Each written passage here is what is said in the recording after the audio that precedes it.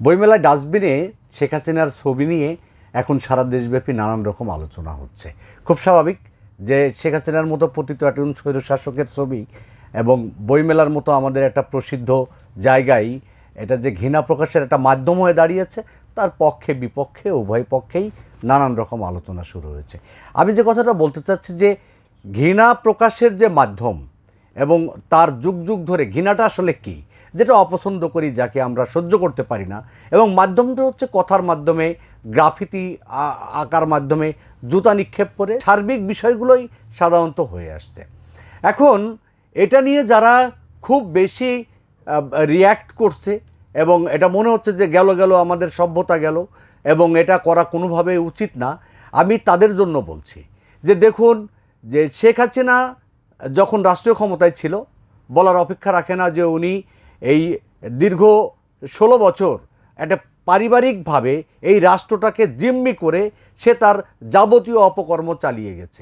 এর মধ্যে র্যাবের মাধ্যমে যে দেদারচে খুন খারাপি এবং রাষ্ট্রীয় ক্ষমতা দখল করে এক ধরনের জমিদারিত্ব প্রতিষ্ঠা করা, তখন কেউ কিন্তু এইসব বিষয় নিয়ে কোনো কথা বলেনি। আমি ওই প্রসঙ্গে না যাই, যেটা সরাসরি ঘৃণা পোষণের জন্য যে উপায়টা, যেটা প্রকাশ্যে বিশ্বজিতের মতো একজন দর্জিকে কুপিয়ে হত্যা করা হয়েছে এবং রাতভর নির্যাতন করে একটা মেধাবী ছাত্র আবরারকে বইয়ের থেকে নিহত করা, সে হত্যা করা হয়েছে, এই দায় কি শেখ হাসিনা কখনো অস্বীকার করতে পারে?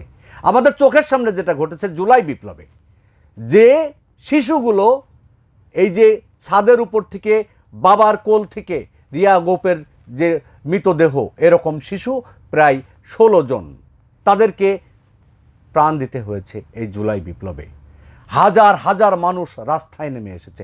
এই যে রাস্তায় নেমে আসা, এই যে প্রতিবাদ করা, গুলির সামনে দাঁড়ানো, এগুলো কি ভালোবাসার লক্ষণ না ঘৃণার লক্ষণ? দেখুন, আমি ঘৃণা প্রকাশের যে উক্তি বাংলাদেশে যেগুলো ঘটেছে স্বাধীনতার পরে, যখন এই যে রাজাকারদের নিয়ে আপনারা কামরুল ইসলামের সেই পটুয়া কামরুল ইসলামের যে আঁকা ছবি, সেটা নিশ্চয়ই ভুলে যাননি, যে তুই রাজাকার, হুমায়ুন আহমেদের যে সিনেমা, সেখানে খুব স্পষ্ট করে বলা হয়েছে এবং এগুলো দারুণ জনপ্রিয়তা পেয়েছে। আমাদের এই কিছুদিন আগেও বিভিন্ন জেলায় জেলায় ঘৃণা স্তম্ভ স্থাপন করা হয়েছে, সেখানে জুতা মারা হয়েছে, সেখানে ঘৃণা পোষণ করা হয়েছে। এগুলোর বাইরে আন্তর্জাতিক অঙ্গন যদি দেখুন, যে মুসোলিনি, ইটালির সেই মুসোলিনিকে কি ভয়ানকভাবে তাদের দেশের লোকজন এখনও সেটা করে আসছে। আমি যে মাধ্যমে কথা বলছি, এই ফেসবুক বা ইউটিউব এখন পর্যন্ত হিটলারের নাম মুখে নেয় না, এবং হিটলারকে যদি আপনি ইউরোপ আমেরিকায় বা সভ্যতার কোনো একটা জায়গায় হিটলারের কথা বলেন, তাহলে আপনার জেল জরিমানাও হতে পারে। সেই ব্যবস্থা তো রাষ্ট্র বা সভ্যতা, সর্বোচ্চ সভ্যতা ব্যক্তিবিশেষের যে অপরাধ, সেই অপরাধকে নিয়ন্ত্রণ করতে অথবা সেই অপরাধকে জাগিয়ে রাখতে, অর্থাৎ সভ্যতার মূল কেন্দ্রবিন্দু হচ্ছে যে নতুন করে যেন ফ্যাসিজম বা এইরকম আক্রমণাত্মক স্বৈরাচার জন্ম না নেয়। সেই কারণেই কিন্তু এই ঘৃণা পোষণের যে মাধ্যম, সেটা এখানে তৈরি করা হয়েছে। আমি আপনাদেরকে বলবো যে ঘৃণা এবং ভালোবাসা, এটা সবাই মানুষের ভিতর থেকে তৈরি হয়। সেই ভিতর থেকে তৈরি হওয়া ঘৃণা এবং ভালোবাসার বহিঃপ্রকাশটা মানুষ তার ইচ্ছা মতো করবে। তবে বৃহত্তর জনসচেতনতা বৃদ্ধির জন্য বইমেলায় যারা হচ্ছে এই যে ঘৃণা প্রকাশের মাধ্যম হিসাবে ডাস্টবিনে শেখ হাসিনার ছবি লাগিয়েছে, এটা একটা মাধ্যম।